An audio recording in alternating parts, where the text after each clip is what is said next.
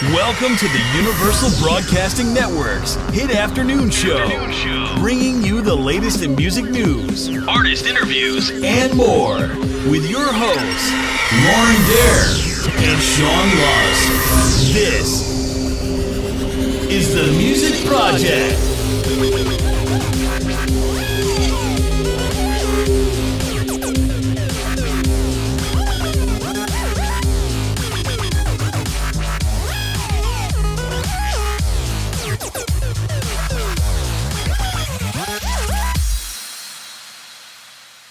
Hey everybody, how's it going? I hope you're doing well. My name is Lauren and I am the host of this show, The Music Project.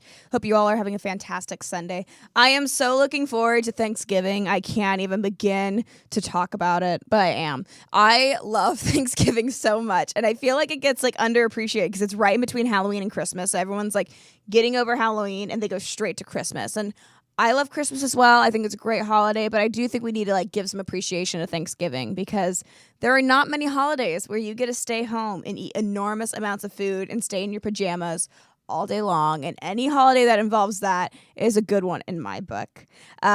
Lots of stuff going on in the world today. We lost a music legend yesterday, Malcolm Young. I know that my dad was devastated. It's such an iconic musician, and if it sucks now that we're losing all these musicians that are icons.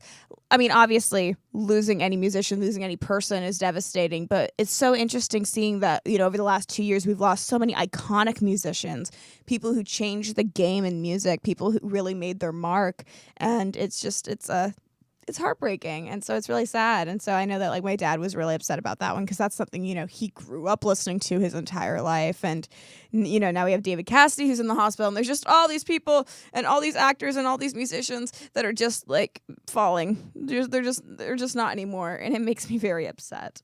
So we got the positive of Thanksgiving. We have the negative of just losing all these amazing celebrities, and I don't know how to feel about it. It's very overwhelming, but that's not what the show is about. We're not here to talk about Thanksgiving, although we are just a little bit. We're here to interview some bands.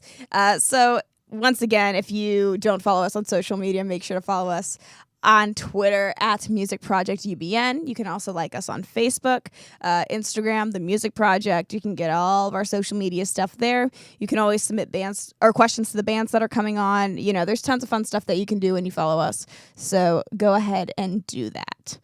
So today, the band that I have is Calling In, and I love these guys. I first found their music probably 2 or 3 months ago, and I found their song Falling Back, which we'll hear in a little bit, and it made me feel so happy. If you know me, my nickname is the Queen of Sad Music.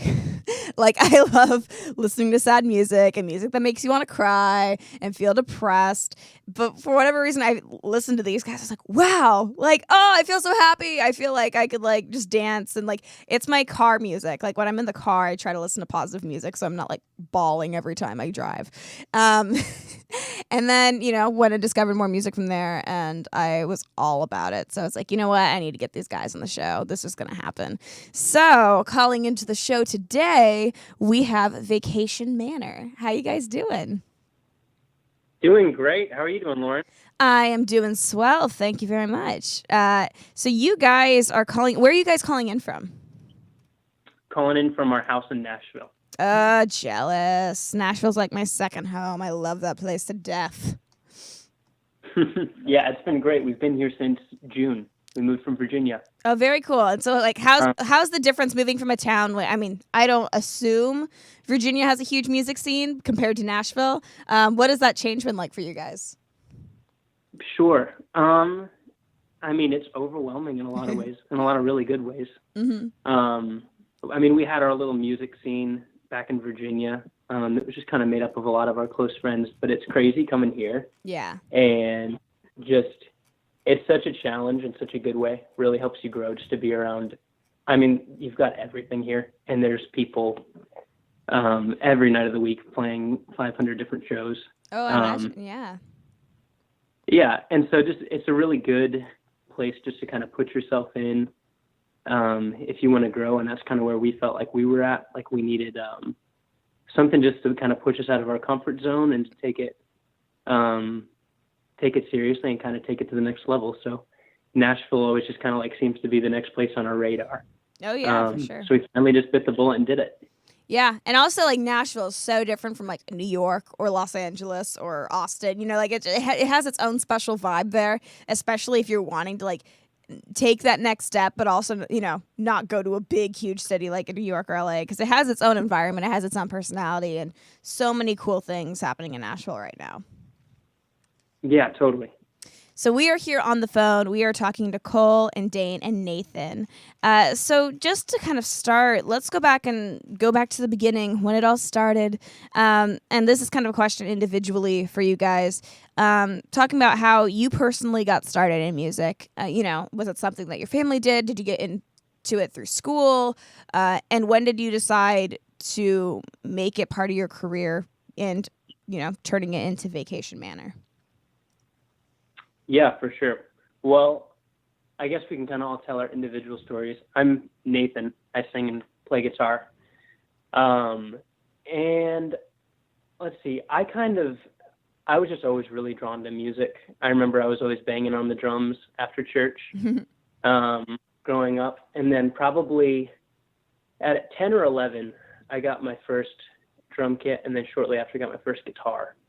And I was just kind of always learning songs. I was just kind of, I don't know, just kind of like latched onto it. I was a really, really hyper kid. So I think my parents would always say that as soon as they gave me a guitar is when they finally got a good break to, a little bit of peace and quiet in a way. Except that, except other than the noise of the guitar. But I think that was a lot more pleasant than me yapping all the time. Yeah, it's a trade-off. Exactly. But yeah, I was always just playing with kind of whoever from that time until high school. I was never really in a band before this one. I was always down to jam, doing whatever, playing open mics, playing coffee shops with whoever. And then didn't really get into singing until like the end of high school.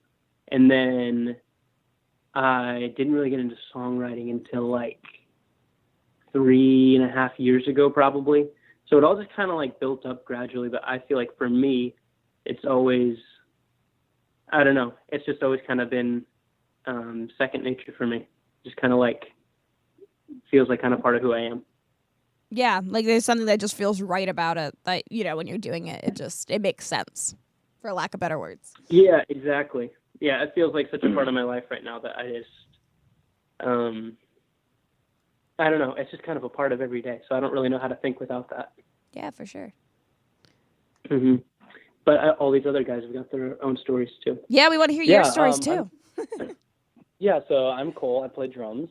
Let's see. I got my first drum kit when I was in 8th grade, probably. I had been begging my parents for essentially months beforehand, and they started off just getting me a practice pad so I could like practice rudiments and stuff, making sure that I was going to actually do it. So I did that for a while, kind of built up my own skills out through high school. And then right after I graduated when I was 18, I started my first band, which is kind of it was definitely different than this. It was just a lot more rock. And so I did that for 2 years. And then, let's see, in 2014 was when I met these guys. And that was kind of when it clicked that I wanted to, like, make this my career. Beforehand, like, I love music, really wanted to do it. Didn't know, like, what role it was going to play in my life. But yeah, once we started this band, I just started to take it a lot more seriously. Wanted to start working on myself, working on the band more. But yeah, it was kind of a slow burn for me. It was really gradual. You know, when I first started, it was like literally just me in my basement, like playing along to like other people's music, putting in my headphones, doing that whole thing. And yeah, it just kind of evolved into what it is now. Very cool. And then Dane? Yes, I'm Dane. I play bass. I was probably in like elementary school, and my dad was a pastor at a church, and we had a guy who was interested in playing bass, but he ended up leaving the church, but he left behind a bass in my dad's office. And my dad had like played guitar my entire life. And my brother decided to pick that up, but I wasn't into it, and I was just drawn to that bass so much. So I just picked it up and started teaching myself. And then after that, I started playing in the worship team and then like other teams with my brother where he would lead and I would be there with him. And then we moved overseas and I started playing Latin and jazz with different groups in Peru and Mexico. And then when I moved to the States for college, my quad mates at the time, they saw my bass and they're like, hey, you want to play with us? And I was like, sure. And that's what started me like going from different bands in college. Probably within like 5 or 6 of them. Most of them were like more blues rock projects and stuff like that up until my last band, which was before this one, which is basically like how we all sort of met was through that prior experience.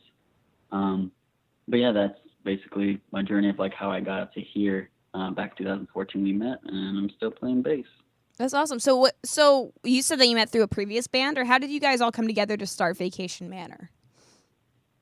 So we all kind of had ties in Lynchburg, Virginia. That's how we all started. And there was a music festival there, and I had come in to like fill in on drums one weekend. For my old band. Yeah, for Dane's old band. Okay. And a whole bunch of drama ended up happening that weekend and all sorts of stuff. Things with other bands fell apart. But we all met for the first time at the music festival. And then a month, I guess me and Dane had exchanged contact info. And then I was... Facebook friends, yeah. We were Facebook friends. And then I was going to a school in D.C. at the time and decided I signed up for this Battle of the Bands that I just saw flyers around for. Mm-hmm. It was very garage bandish. Without a band. Yeah, so I signed up for the Battle of the Bands without a band. So I didn't know what to do about that. I knew my other friend, Josh, who originally started the band with us, I was like, okay, I could have him play guitar. And I met that guy Dane at that music festival, and I think I just Facebooked him. I was like, "Hey, if I gave you $50 for gas, would you want to make the 3-hour drive and come up to DC and play for this?" And he's like, "Yeah, I mean, it sounds good to me." And I was like, "Cool. Could you also find me a drummer?" And he was like, "Alrighty." And so he ended up, I think Cole was like the 10th person he called or something. Whoa! It was like, because like, there I go exaggerating again. I knew who Cole was, like, as a person, but bear in mind, like, at this point, I was like a junior in college, and Cole was like 18. So like, we didn't hang out at all, but I knew he was in a band, and like, we'd played a couple of shows together. I knew him from around town. But so I obviously hit up my drummer friends who were like around my age, but at that point they were all getting married or were super busy. Praise God. Yeah, so almost got close with one guy though, but he bailed last minute. Dang. So anyway, Cole ended up coming up with Dane, and they just came over on like a Friday night. They drove up, and then the next evening was the Battle of the Bands. So I remember I had like 2 songs that I had ever written. So I signed up for this Battle of the Bands just thinking, well, if I sign up, then I have to write the songs and I have to find the band. So this can't be a bad thing. How much time did you have? Like, how much time between when you signed up and the actual Battle of the Bands did you have to like get this all put together? Oh, I don't know. Probably like 2.5 weeks. I remember I signed up and I worked at a Starbucks. And I was like asking people around the Starbucks, "Do you guys know any drummers?" Like freaking out, like, I don't know what. I think I just screwed myself. And so so they got up there. I think I had 2.5 songs finished, and they helped me finish the 3rd song, and then we used another song. It's that Drake song. Yeah, we played "Hold On, We're Going Home." We covered a song, and then we took one. I think we had to have 4 songs, so we took another song from a friend's band, and I was like, "Hey, can I just say that I wrote this for tonight?" I had to do original. And then, so it was like, it was not the best organized thing, Right. But anyway, we showed up and we just gelled together in practice. It just kind of worked. Mm-hmm. And I had been kind of hearing some of the songs in my head, and as soon as they hopped on and filled in, I was just like, this sounds exactly how I want it to sound. And so anyway, we end up going to the Battle of the Bands, and then they come up to us and they say, hey, so just write down your band name here. And we're like, oh, we didn't even think about the band name part.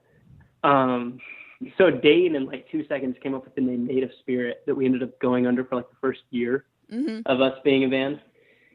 And anyway, I'm sorry, I'm dragging on here. No, it's interesting.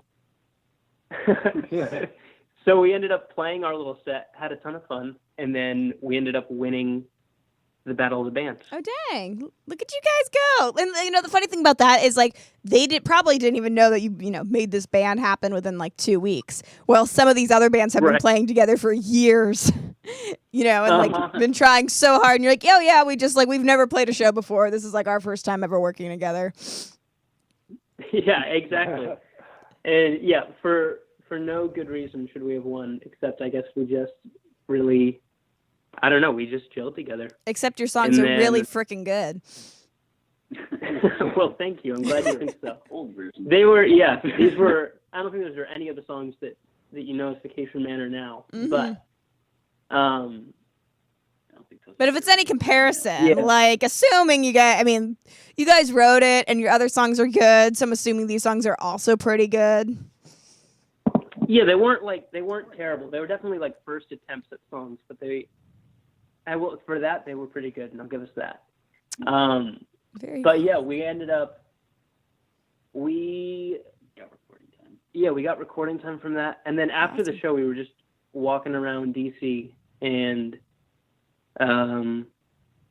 we were all just kind of like thinking, like, okay, is this like gonna go on? And no one has really said anything. Mm-hmm. So they were about to leave, and we're like, guys, did we just start a band? And we're like, yeah, I think so. I think I can get us on a show next week. And we ended up playing another show the next week. And then from then on, it just kind of gradually became like, just kind of like went up in like levels of how seriously we took it. Right. Because at first it definitely like just stayed at a level of just being like, oh, cool. Yeah, I can keep writing songs and we can keep playing them together and opening for people or playing little shows or whatever. And it gradually just kind of like became what it is now. And I think I really like that part of our story because I feel like I definitely have never felt like there's anything contrived about us starting a band. Right. And it's not like some like super group sort of thing. It really is just like a couple of guys who like kind of grew up together in a way. Yeah, I love that. I definitely love that. And so going from curious, so you had the name Native Spirit, you said for like about the first year that you guys were a band. What made you change to Vacation Manor? And what is the meaning behind the name? So it's a funny story. I'm glad that we changed that name because there's not a ton of meaning behind it and it doesn't really fit our style of music. But we had put when we recorded A Toast in the Spirit, we put it up on Spotify, and there's like a 2-week little like verification process that it has to go through before it actually gets released. Mm-hmm. And so we looked up the name Native Spirit, nobody had it, and we put it through this whole website to get it put on Spotify, and like a week after we put it through, another band on Spotify pops up called Native Spirit with their first song, and we're like, oh no. This is going to be super confusing. So for a couple months, actually, we like shared a Spotify page with them because Spotify couldn't tell the difference. Oh no! But they were like this Australian like electropop band, and so we started getting emails from them. And at first, it was kind of friendly, like, "Hey, this is kind of funny. We share a Spotify page. This shouldn't be happening." And then and we're like, "Yeah, I don't know what to do about it." And then like a month later, I think they sent us this kind of angry email like, hey guys, listen, look, we had the name first. People keep coming to our shows in Australia asking us to play A Toast in the Spirit. And this is getting really frustrating. So if you guys could just take down the music, that'd be great.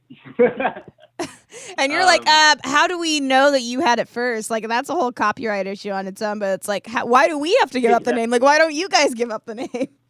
Right. And then, and then after that, we recorded that EP. So we were just like, okay, we don't love this name anyway, and we'll probably just change to something that's more fitting. So we were trying to come up,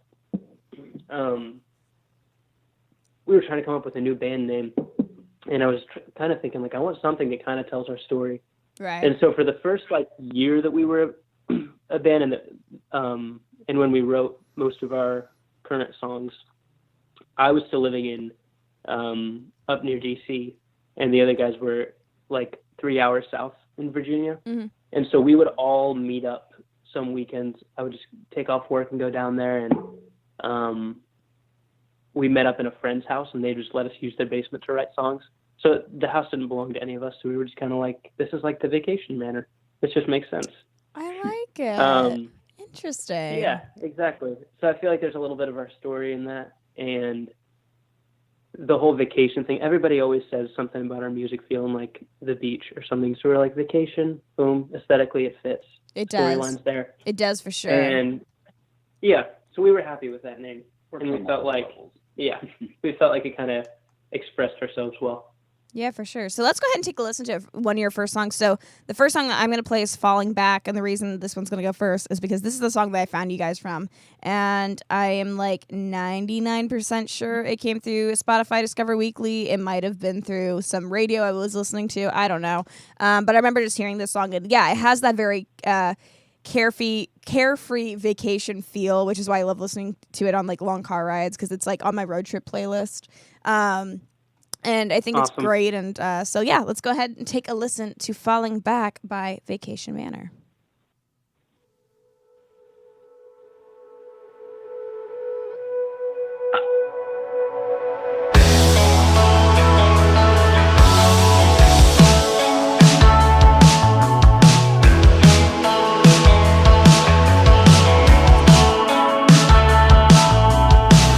Down in the state below, you're still making sure that I know there's an open door I can fall back through. I keep trying to let you go, but each time you're making it so I'm second guessing everything I do. You keep saying you want it back, but what is it that we really have? Everything I could, I gave to you. Yeah, everything I could, I gave to you. She said, oh, babe, it could be so easy,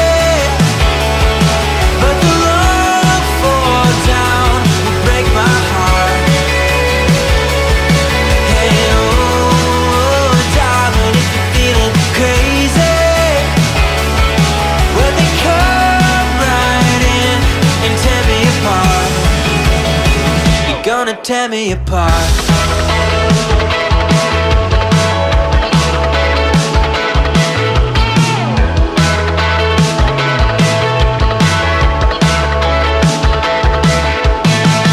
5 months and colors change. Could we still feel the same now? These misty eyes and winter nights won't end. You serenade the passing trains, just killing time to keep us sane now. It was never easier for me. No, it was never easier for me. No, she said, oh, babe, it could be so easy, but the wrong fall down will break my heart. And oh, darling, if you're feeling crazy, well, they come right in and tear me apart. You're gonna tear me apart.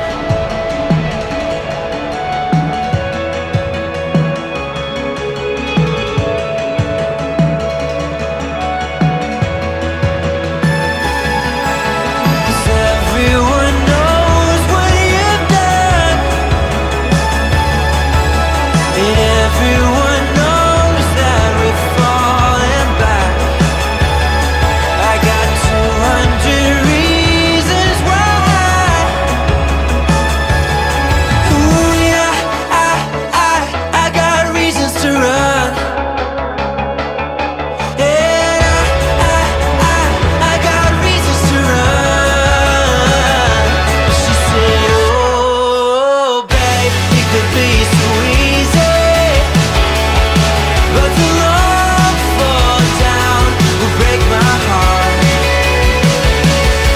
And oh, darling, if you're feeling crazy, well, you come right in and tear me apart. You're gonna tear me apart.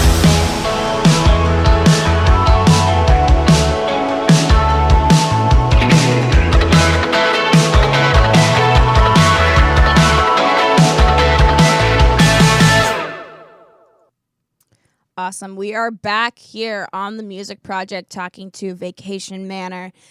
So I want to go ahead and get some of our Twitter I can't even speak today. Twitter questions rolling. So we asked you guys on Twitter to send in your questions with hashtag Music Project Radio, and we are going to go ahead and ask them on air. So let's get that started. Tweet, tweet, tweet, tweet, tweet, tweet, tweet, tweet, tweet, tweet. Twitter. Makes me laugh every time. Like every time I play it. Great jingle. The coolest jingle ever. I can't. I can't. I laugh. And I play it every show and I can't help but laugh.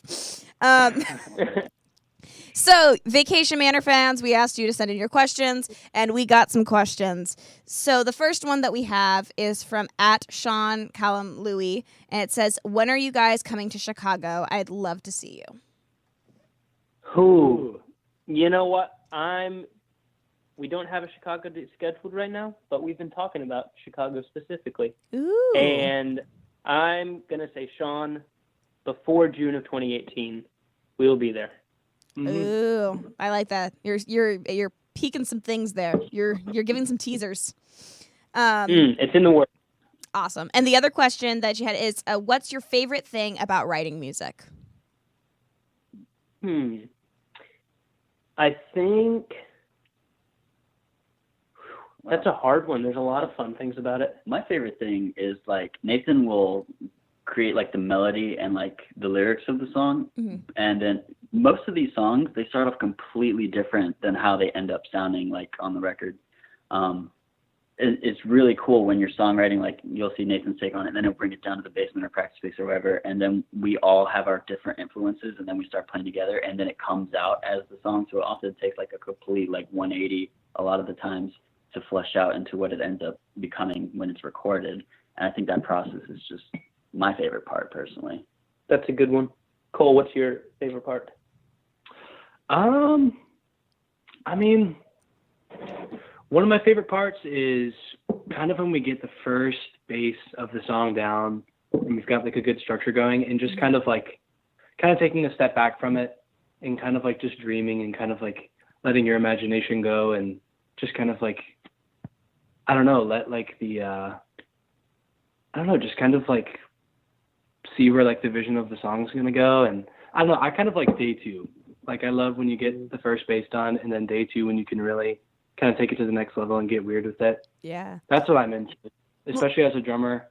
So. Well, it's also interesting, like There's hearing your always, first like- rough demo, and then hearing like the second rough demo, and then hearing like the first run through, and then hearing the final master, and like hearing all the stages that it goes through. Yeah, it's very, very rewarding. Mm-hmm. Yeah, it's always exciting because you write the song, but you also like never know exactly. You never really know how it's going to turn out, and half the time it ends up being something totally different than you had imagined, and and so much better. But the vision is just constantly changing for a song, and it's really always in some sort of a transition mode. So it is a great feeling when you get that master back, and you're like, okay, a song is never really finished, but it feels good to have some sort of closure on it. Right, because I'm sure that after you hear your last ones, you're like, oh, I could add this, I could do this, I could add all these different things, but it's done, it's out there. I can't work on it anymore. Right, yeah, and there's something that's kind of freeing about that. And I think for me, as a songwriter, probably the most exciting part of it is just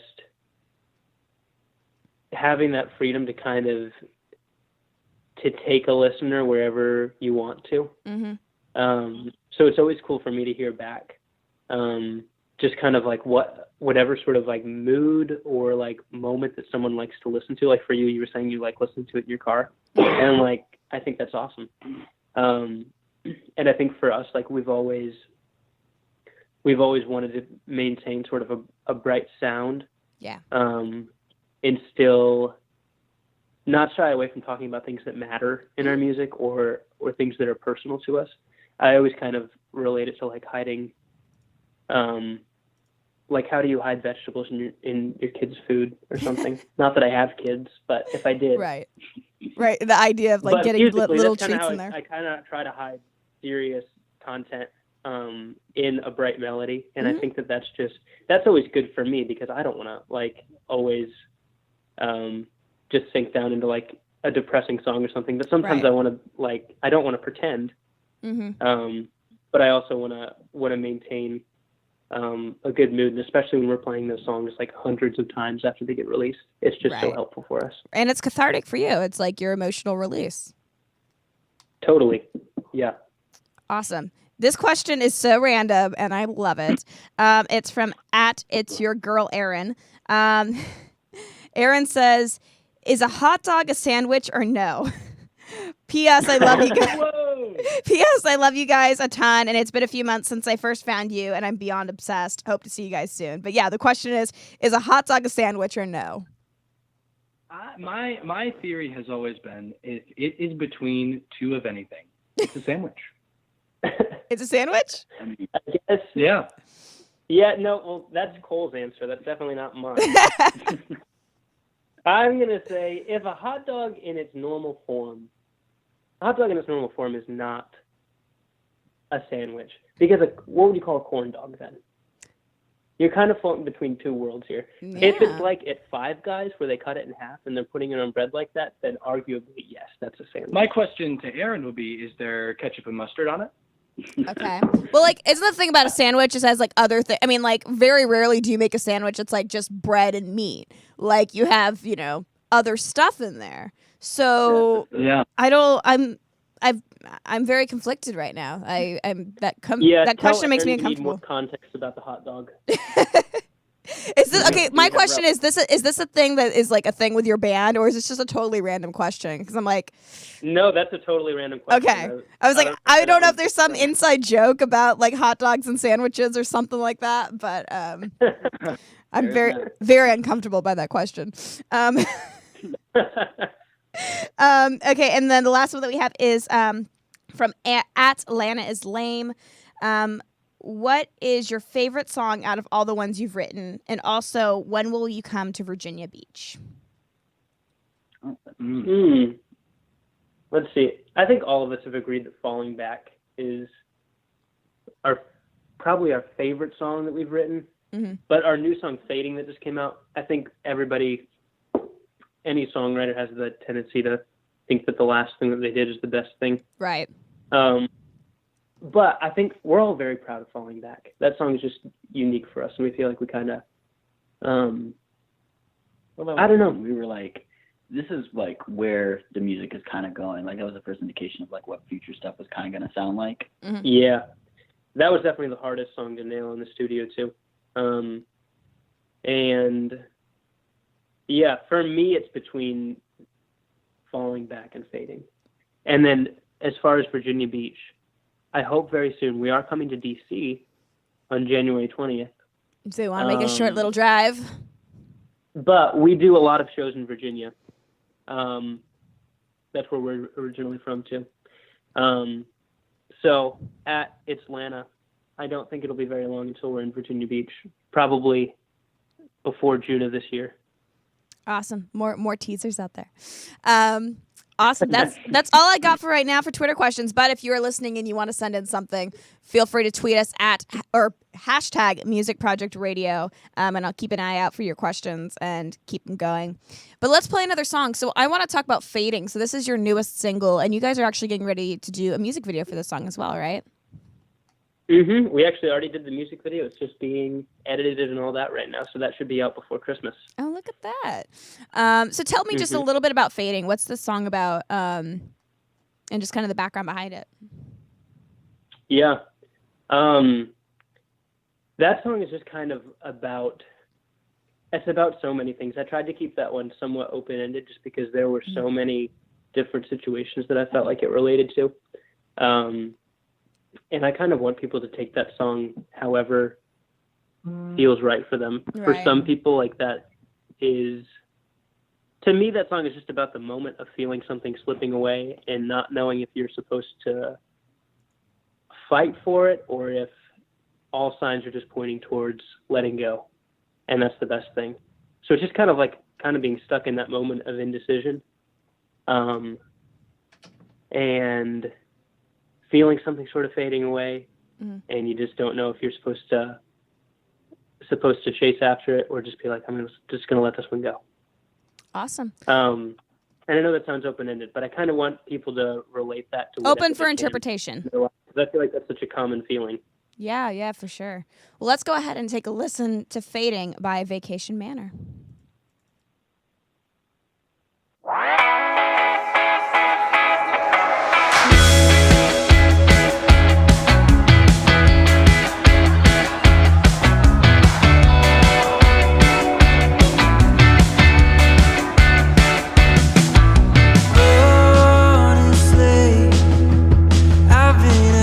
Questions about you and me, 'cause lately nothing seems to come too easily. I can't tell where we're headed, but I'll wait and see. Give it time, let it breathe. Can't let one hard season fill your head with reasons for up and leaving. You feel to taste the real thing. I feel it fading. Been waiting on something to change it. It's just my instinct to get up and run. 3:30, I'm staring at the ceiling, staring back at me, and telling me I'm nowhere near where I should be. Feels like I've been flying by, but wait and see. Give it time, just let it breathe. Yeah, so you find what you feel to taste the real thing. Tastes so sweet, but you keep on saying, I feel it fading. Been waiting on something to change it. It's just my instinct to get up and run. Take it or leave it, 'cause I can't afford to not be chasing. It's just my instinct to get up and run.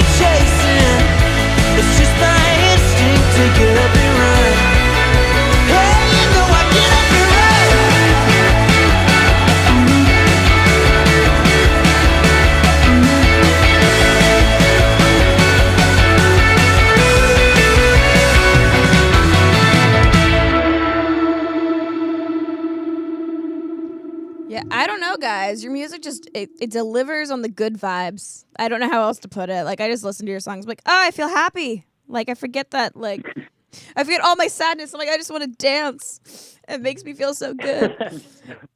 So you guys asked, and I think Cole sent out a tweet saying, "Hey, send us more random questions," and I got some very interesting random questions that I don't. I have no words. So we're just gonna continue with those Twitter questions. L asks, this one got me, and I need your answers because this might divide you guys as a band. It might break you guys up as a band. Oh no. She asked, "Does Mike Wazowski wink or blink?" I need your answers. By the way, I love you guys. Come to Chicago soon. Oh my God. Does Mike Wazowski wink or blink? That's a great question. So you guys know who Mike Wazowski is. Of course. Of course. If you Monsters, don't, I'm Inc. kind of judging. Yeah, Monsters Inc., the little green guy. Like, does he wink or does he blink? Mm-hmm. It's a very serious I question. guess he has to be blinking. I would say blink. I would say blink because a wink is when one eye is blinking and one other eye is not. And And I it's guess like you intentional, can't right? technically wink if you have one eyeball. I don't know. Yeah, I feel like there's an implied like message behind a wink. Like it's not just like, oh, he's just winking. Like there's like a hidden motive with a wink. Right, well, like, Just a blink. You can also think of like winking is voluntary, blinking is involuntary. Like, I don't think he's purposely winking. Like he's just blinking. Yeah. I think it all has to do with the intention behind it. I'm always watching, Mike. All right, and Alexia Jones says, "Are aliens real?" Asking for a friend. Oh, I actually had a pretty decent conversation about this with some people before. I am not like opposed to the idea that there are aliens. Jane was the right one to ask this question to, by the way. I've had a lot of long nights talking about this. Like, at the moment, I don't, like, there's no evidence that I've seen that has convinced me. But I would not be surprised if there are, just with how massive the universe is. Right. And to think that we're the only things on a speck of dirt, like, within that entire universe that has sustainable life. I feel like it's kind of arrogant. I don't know. Like, there has to be more out there. Yeah, there has to be more I think to we this could devote a meaning whole life. podcast to this one. There, you know, We what's probably funny is should. we actually have several shows on this network that talk about that, which are all alien, supernatural, extraterrestrial shows, and so they do that week after week. But I think you're right. You guys might want to host Dane on that one. We'll bring you on as a guest on another show because I'm sure you have some awesome insights. I could talk about that for a while. Awesome. Well, that's all we got for now. I'm going to keep checking because I'm thoroughly enjoying these questions. You guys have crazy questions that I would never think of in a million years. But as we wait for more questions to come in, you guys also have some upcoming show dates coming up in 2018, right? We do. So Where are we're you sort of playing? in the middle of booking and planning for winter of 2018. Awesome. Well, As January. in January of 2018. Yes. Since winter is too confusing. Yeah, so we're going to be hitting the road from January 20th, starting in D.C. And then we're going to be all up and down the East Coast, and those dates will be posted in a couple weeks here. But we'll be, I think the furthest north we're going to be is Rochester, New York, and then we're going to be headed down as far south as Atlanta, and then pretty much everywhere in between, and in Nashville, and just kind of all over that area. But we'll be out for about 2.5 weeks doing that. Awesome. Come to California. Oh, man, do we wish. Come to California. I'll get people to your shows. I'll be there too. No, but like doing it, also doing like an East Coast, and like that's like your territory. That's where you guys are from. That's the area you know super well, and can kind of get your draw out. But whenever you are ready to make that leap over to the West Coast, we'll be ready for you. I'm hoping by the end of 2018 on that one, while I'm on a string of making empty promises right now. Right, I'm right. I'm gonna like. 2018. I have my hopes Not very before high. June 2018. For California, I'm going to say before December 2018. Okay. Before December 2018. So, like, I when think December I think that's 2018 reasonable. comes around and you don't have show dates yet, you're going to get some tweets from me. You can get some emails. I'm going to be like, hey, you made this promise or this, like, vague promise, but I'm going to hold you up to it. You can send out as many mean tweets as you'd like if that doesn't happen. Okay. All right. Thank you. That makes me feel slightly better. So we have just a couple minutes left, but I want to thank you guys so much for taking time out of your Sunday to come hang out with me and chat and talk about weird Mike Wazowski questions and whether a hot dog is a sandwich or not, and telling people about your music. So for people who want to come, for having us. Oh, of course, and for people who want to check out these shows, where is the best place to find out information regarding show dates? That'll be all over our Instagram and at our website, vacationmanorband.com. Awesome. And then other social media sites where people can find you and stalk you. Mm-hmm. So it's just at Vacation Manor for Twitter. Facebook is Facebook. And then at Vacation Manor for Instagram as well. Perfect. Plain and simple. So last, anything you want to put out there? Any shout outs, any last minute comments you want to make before I let you guys go? I'm just going to say keep an eye out for the Fading music video. It'll be out really soon. We're really excited about that one. Hi, Mom. All of our collective mothers. And I got... hello, all our collective mothers. Mm-hmm. Pets. Speaking of pets, I got one last Twitter question for you guys. Okay, good. Who's it from? It is from Kaylee Ferris. Okay. And she says, can you ask the boys what all their first childhood pets were? I'm dying to know. That's funny that she would ask that. This is super random. Kaylee, I'm not sure who you are, and I don't know why you asked that question. But my first childhood pet was a ferret that was named Kaylee. Whoa! So it's really weird that you asked that. So you had a ferret named Kaylee? I had a ferret named Kaylee when I was 7. Whoa. Dude. The universe is being weird. Cole wasn't really a pets guy. He still hates dogs. No. I love dogs. But I had a couple of bad experiences with dogs as a kid. Okay. A couple of bites, a couple of chasings, the usual. Mm-hmm. A couple of goats watching. But my first pet was a fish named Todd, who I had for 3 days. He was only supposed to live 1 day. He lasted 3, which was a miracle from God and Jesus. Why was he only supposed to live 1 day? Is there a reason behind that? So I did. We're just gonna dive in. He was part of the terminally ill fish project. No. It was called Foster Fish, which is also my new band.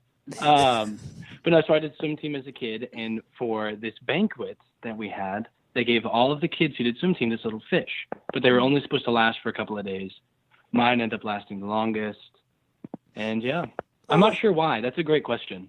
That's yeah, we're gonna give you this fish, but it's only gonna last for like a day or two. Just FYI. It's horrible to get to a child. Yeah, I feel like that could definitely be causing some abandonment issues. Yeah, it comes with a 2-day warranty on the fish. It's like limited responsibility. So my first pet that I can remember, I had a lot of dogs growing up, but the first one I remember is this little Chihuahua we had named Venus, and that thing. This is the first time we're hearing about this. Well, because I recently remembered because that dog was just so terrible. I'm living with the trauma. Mm-hmm. So that dog literally only loved my dad, and that's it. It bit and clawed at everybody else, and so I would try to play with it, and it gave me probably a scar or two. Which is funny because it was 8 pounds, 6 ounces. It was a tiny little thing. Sounds like a baby. 8 pounds, 6 ounces. I don't even know why I remember that. But yeah, so that's Venus. We gave her away very quickly. Oh my goodness. Probably. All right, well, guys. Thank you, Kaylee, for learning a lot about each other through this. Yeah, bonding. Go chat about all your pets now. Yeah, I didn't know about any of this. Well, thank you guys again. This was so much fun. Love talking to you guys. Feel free to come back and hang out anytime. Love the music. Keep doing what you're doing. And check out their show dates. Check out the new music video that's coming out and anything new. We are going to play out this show with one last song called A Toast and a Spirit. My name is Lauren Dair. This has been The Music Project. They have been Vacation Manor. And we'll see you guys next week. See you.